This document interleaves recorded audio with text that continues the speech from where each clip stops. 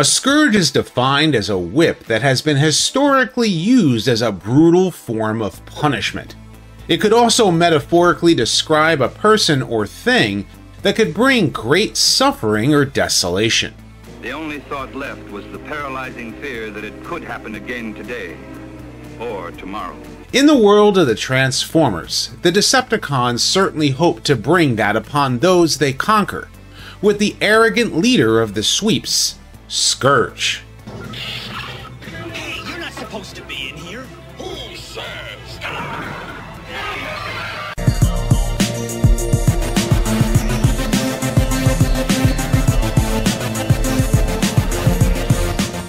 I'd like to thank my patrons and my channel members for your continued support. Consider becoming one, or purchase some merch on my Spring store today. The initial success of the Transformers franchise compelled Hasbro to develop new toys specific to the brand. These new characters would be introduced theatrically in 1986 in the Transformers the Movie. From Ron Friedman's earliest drafts, the Decepticons would gain a group of identically uniformed troopers known as the Sweeps. To lead these new Hunter-type Terminator soldiers was a new character named Scourge. Transforming into a spacefaring hovercraft, Scourge's original design was created by artist Floro Derry, serving as inspiration for his toy, even giving his space hovercraft mode the ability to show off his head mid-flight. Like other characters introduced in the film, the animators at Toei modified his design, giving this bat-like demon Decepticon a more sinister look. In his bio as originally written by Ron Friedman and later refined by Bob Budiansky, Scourge is the fearsome, merciless Decepticon sweep leader who believes that desolation follows in his trail. Despite his arrogance, Scourge uses his high-tech scanning abilities to track down and eradicate Autobots with his assortment of powerful weaponry. In vehicle mode, he can scour any terrain to ensure no Autobot escapes. As seen in the film, the Decepticons decided to dump their wounded out into deep space, including their leader, Megatron. However, the monster planet Unicron would broker a deal with Megatron, upgrading him into Galvatron, and his wounded troops would be rebuilt as well. Thundercracker was transformed into Scourge, while the Insecticons would become the identical clone troopers, the Sweeps. Voiced by Stan Jones, Scourge led the Sweeps under Galvatron's and Cyclonus' command to hunt down the Autobots during the rest of the film. The Autobots have been terminated. Excellent. And the Matrix with them. Picking up where Transformers the Movie left off, Season 3 saw Scourge use his tracking abilities to assist in locating Galvatron, and he quickly put his Sweeps in line as they had doubts of their leader's mental state. It's not your place to think. Where he leads, all Decepticons must follow. Scourge also worked well with his fellow Unicron-created Decepticon, Cyclonus. Nobody tells me what to do but Galvatron. And, of course, Cyclonus. As the pair found a planet of pacifist Autobots, hunted the triple-changer Decepticon fugitive Octane, and in stealing the anti-Electron lifeblood of Unicron. Although he was possessed by the ghost of Starscream in the episode Ghost in the Machine, Scourge's dislike for Starscream tried to fight back. Get out of here! Leave me alone! Not on your life! Even so, Unicron reminded Scourge of the new life he was granted. What I have given you, I can also take away. When the Decepticons had stolen the Matrix from RodimusPrimal, Scourge chose to use its power. However, his connection to Unicron mutated him as Scourge overtook Galvatron as leader of the Decepticons. This was put to an end when Hot Rod realized his responsibility and reclaimed the Matrix. Galvatron would then quickly put Scourge back in line. It wasn't my fault! It was the Matrix!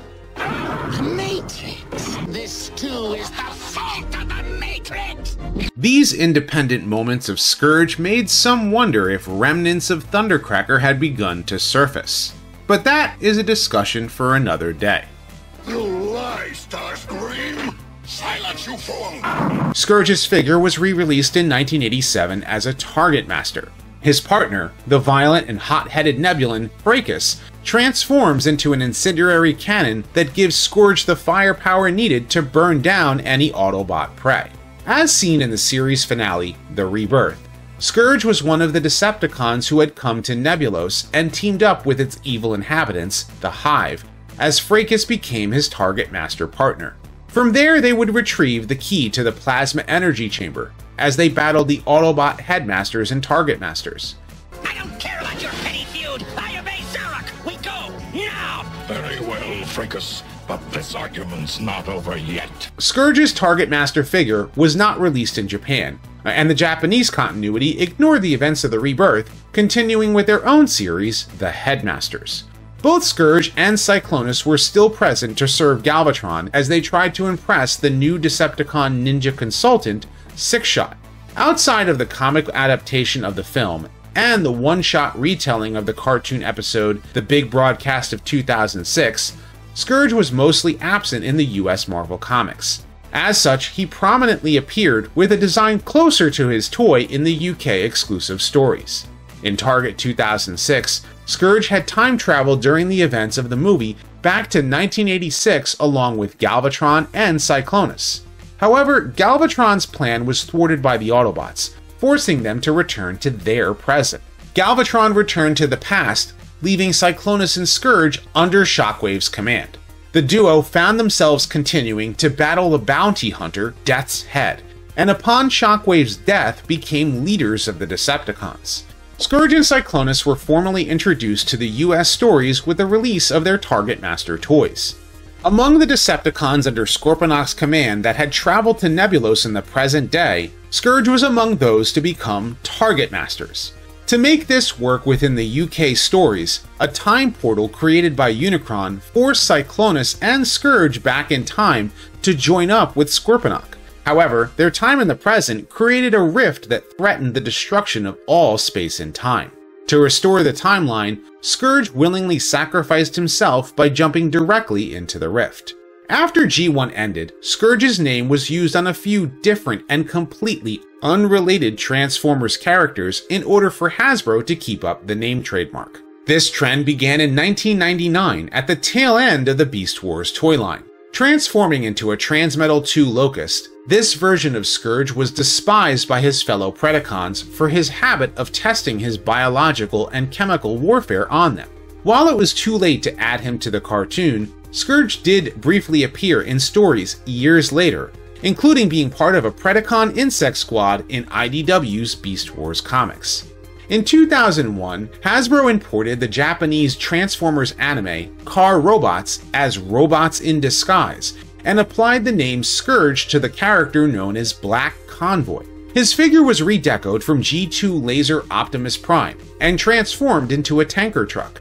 As seen in the series, a group of Autobots were sent to Earth to reactivate the legendary battle station Fortress Maximus. Unfortunately, Megatron had taken their stasis pods and reprogrammed them into Decepticons. The leader of this crew's stasis pod scanned a nearby tanker truck for a vehicle mode, but in the process also scanned Optimus Prime. This turned this Decepticon into a dark copy of Optimus named Scourge. Voiced by Barry Stigler, Scourge was a ruthless warrior who loyally served his leader, Megatron.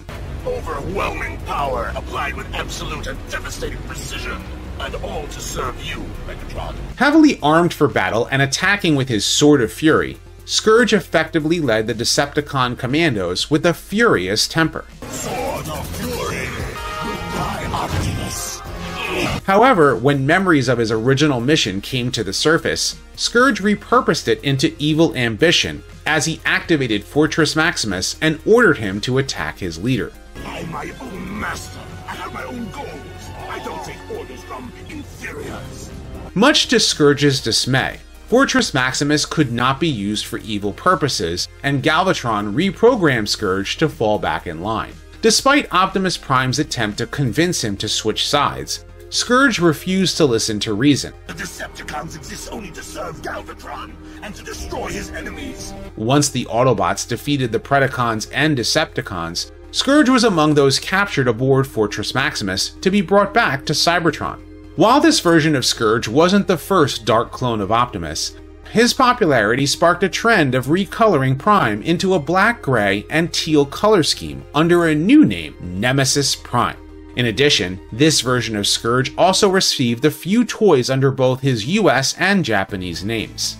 In fact, the Japanese Legends and Unite Warriors manga even featured Black Convoy escaping from prison as he faced off against Grand Scourge, a Unicron-created clone of Energon Optimus Prime, who is rumored to be Armada Nemesis Prime reborn. Speaking of the Unicron trilogy, the third series in Japan, Galaxy Force, featured a leader named Flame Convoy, who transformed into a menacing, fire-breathing dragon. Using a packed-in cyberplanet key, an additional 2 dragon heads could give this beast a little extra firepower. However, the US version of the series, Transformers Cybertron, once again used the name Scourge. As seen in the anime, Scourge was the savage leader of a Cybertronian jungle colony world known in Japan as Animatros. Voiced by Trevor Duvall, Scourge believed in survival of the fittest, and only the strongest warriors would earn his respect. Observe, Undermine. The true warrior does not admit defeat. This included facing the scrappy but gung-ho Autobot Overhaul, whom after losing to Scourge would be upgraded by the Jungle Planet's Cyberplanet key into Leo Breaker. Combined with Optimus Prime in Savage Claw mode, Leo Breaker and Prime defeated the Jungle Planet's leader, granting the Autobots the Cyberplanet key. Despite seeing humans as weak because of their size, I could crush you in seconds if I wanted to! Scourge came to see the strength in the human Lori Jimenez, even referring to her as Little Sister. You've given me a second chance to be a good leader, so thanks, Little Sister. Impressed by Megatron's power, Scourge eventually joined up with the Decepticons to give him the opportunity to see new worlds and even get the chance to face off against Optimus Prime once again. However, Scourge would eventually realize that his reliance on brute strength alone was actually a weakness. All this time, I've been trapped inside myself, weakened by my own strength. Upon this revelation, Scourge joined forces with the Autobots to stop Galvatron and save the universe once and for all. While these new versions of Scourge had their popularity, the original version of the character was certainly not forgotten about, most notably in the comics published in the 21st century. In the Dreamwave comics, Scourge was, instead of being an upgraded Thundercracker, one of Unicron's earliest creations, first in a fleet of heralds tasked with hunting down Cybertron. However, he was eventually captured and experimented on by Shockwave, who used Scourge as a means to gain further information on the origins of Cybertron. Scourge eventually escaped, attempting to warn both Optimus Prime and Megatron of Shockwave's plan before he was killed and left for humans to experiment on. He also appeared in the Dreamwave's Armada comic book, a servant of Galvatron who was charged with preparing that universe for Unicron's arrival. Unfortunately, Scourge was blown to atoms when Jetfire set the Decepticons' base to explode. The IDW comics chose to completely ignore the original origins of Scourge, as he was part of Nova Prime's crew of ancient Transformers lost long ago in the Dead Universe.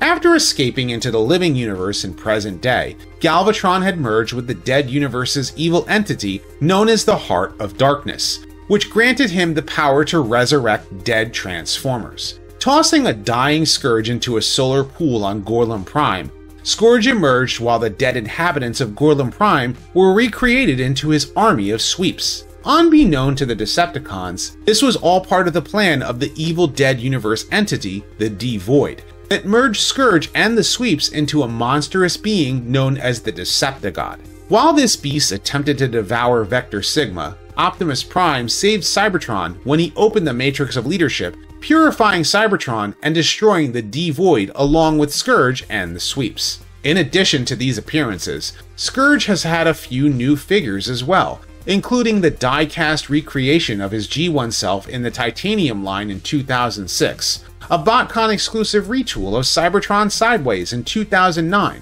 and an updated Earth mode as a Boeing X-48 in the Generations line in 2010. In 2016, Scourge returned to toy shelves in Titan's Return, along with Fracas, who instead of being his Target Master partner, was a Titan Master that could transform into Scourge's head. The latter three were slightly retooled and redecoed into the first figures meant to represent Scourge's army of sweeps. To celebrate Transformers the movie's 35th anniversary, the Studio Series 86 toy line offered a much more accurate version of Scourge in 2020 that could even show his face when in hovercraft mode. The following year, a dedicated sweep figure was sold as well, with a lighter blue than Scourge and with an opposite hand being open. As part of the Walmart-exclusive Velocitron Speedia 500 collection, a redeco of Laser Optimus Prime was meant to be called Black Convoy in 2022. However, to keep the name trademark, the figure was changed to his US name of Scourge, and his deco was more in line with Nemesis Prime. Scourge made his live-action debut in 2023 in Transformers Rise of the Beasts. An amalgamation of previous versions of the character, Scourge was a herald of Unicron that transformed into a monstrous Mad Max-styled Peterbilt truck. Voiced by Peter Dinklage, Scourge led the Terracons in search of the Transwarp Key to assist their master Unicron in devouring worlds. Protect the key. Don't let them get to the bridge. In addition to taking the faction symbols from his victims, Scourge even deployed his own sweeps, Freezer and Novocaine, and saw Optimus Prime as an inferior opponent. I enjoy that look of confusion when an inferior being meets a higher power. With this resurgence in popularity in both movies and figures, it would be no surprise to continue to see Scourge appear in a future Transformers series. Hunting down Autobots with his army of sweeps, Scourge is sure to bring a trail of desolation wherever he goes, so long as he doesn't grumble around Galvatron. But Galvatron, we humble sweeps need energon to... But what do you think? Is Scourge an effective Decepticon warrior, and what is your favorite version of the character? Leave your thoughts in the comment section below. And if you like this video, be sure to thumbs up and subscribe. I have many more Transformers videos like this coming soon, so stay tuned. And as always, until next time, till all are one. You dare challenge us after the humiliation we served on you last time? Nothing you served up could ever humiliate an Autobot, Scourge. Annihilate them!